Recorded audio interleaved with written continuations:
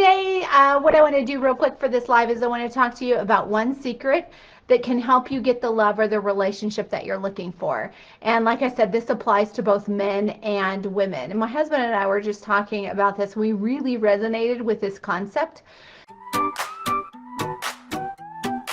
So maybe you've heard of Brene Brown. I recently listened to a TED Talk that she gave on YouTube.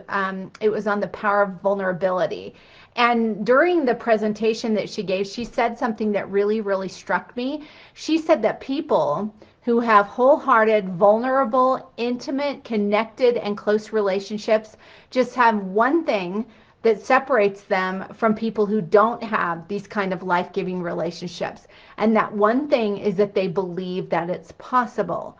So the first thing that you want to keep in mind when it comes to having relationships and having a close relationship is that you want to believe that you can get the love that you want. Because when you believe that you can get the love that you want, what's going to happen is you're going to feel more comfortable in your own skin, more comfortable being yourself, right? Which means that you're going to feel more accepted and more like you belong and like you're at home with someone. This doesn't mean that you're going to be able to manipulate anybody or make anyone be interested in you. But what it does mean is that when you come from a place of authenticity, you're going to be more likely to find that relationship with someone who's looking for someone who's like you. So maybe you're thinking, well, Shana, you know what? I used to think it was possible. I used to believe that I could have a great relationship. I used to believe that I could get the kind of love that I dreamed of, but I've lost hope. I get it because, as you may know, I got married for the first time, and I'm still married to that guy, the only time, when I was 46. And it can be really difficult to hold on to hope. But that said, consider this. What if you did think it was possible? How would it cause you to behave? How would you act with the people around you? Have you ever felt like the people who are interested in you that you're not interested in, or vice versa?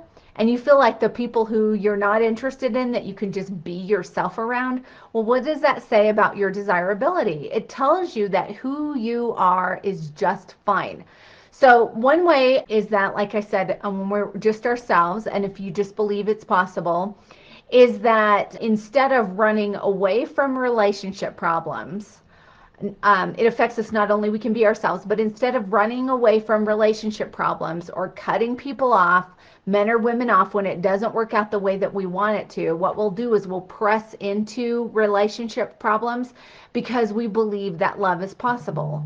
And people who think this way, who believe that love is possible, they believe that relationship problems can be solved. So for a lot of women, and this isn't just women, but I think it happens more so in our society now because we've been hurt, right? People are more leery, we've been wounded, we've been ghosted, we've been lied to, we've been cheated on, we've had all these things that have happened to us.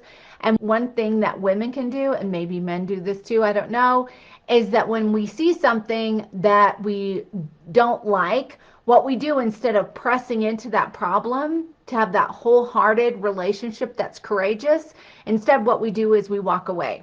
So we assume that a man isn't interested in us, that he's not going to be able to meet our needs. But this is not helpful because until you ask for what you want, you will never know if the person that you're in relationship with or that you are interested in has a capability of meeting that need, right? In order to get what you want, sometimes you have to ask for what you want, which is something that is true in relationships, especially even when you get married, right? Marriage is a negotiation where people are always asking for what they need and what they want. That's how intimacy grows, is when one person asks for what they want and the other person meets that need. The other thing to keep in mind is that relationships are like Legos. They don't come assembled out of the box. So I work with women a lot of times who feel like their desires have been denied. So they feel like they're never, ever going to get what they want, right? And if you grew up in a situation or in a household where you felt ignored, overlooked, and not seen, we can carry those kinds of views over into our relationships. So what happens with these women, and I was one of those too, sometimes they'll feel like if they speak up and they ask for what they need or what they want, is that the man's just obviously going to say no.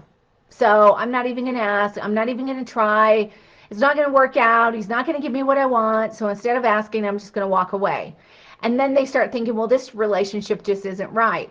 But like I said, this can be problematic because relationships are like Legos. They don't come assembled out of the box. And like Brene Brown says, the people who believe that love is possible, what they're going to do is that they are going to have courage in those relationships to work to develop the intimacy that they're looking for in a relationship. Relationships always require negotiation. So if we believe that love is possible, it can cause us to press in. If we don't think it's possible, it can cause us to move away rather than work things out when relationships aren't perfect. So I'm not talking about ignoring red flags. I'm not talking about continuing to wrangle and, press into a situation in which someone is not giving you the time of day or isn't treating you right or staying with a narcissist or someone who's manipulative or all that kind of stuff. That is something that you want to walk away from if you have someone who's just innately selfish and they're not looking out for you and they're not being caring, right? You deserve better than that. For both men and women, we deserve better than that. But what you want to understand is that relationships always have misunderstandings in them. And misunderstandings are opportunities for greater intimacy because when you ask for what you want in a situation, in a relationship, and the other person meets that need, what happens is you feel loved, you feel honored, and you feel seen. And that can create greater intimacy and connectedness. So the next time when you are either just getting to know somebody or when you're dating someone, maybe if you have the tendency to just say, well, I'm not going to get what I want, it's not going to work out, and just walking away, how about pressing into that problem instead? How about asking for what you need? And again, I'm not talking about with someone who's unsafe. I'm not talking about with someone who doesn't have your best interest in mind and just isn't a safe person. You know that. Sometimes in those situations, we don't need to ask any questions. We just need to walk away, right? But with an otherwise, healthy person, someone who you feel generally safe with, right? Sometimes just asking for what you need is a great point to find out if this person can be the kind of person that could be your person. All right. I hope this has been helpful for you. See you next time. Bye bye.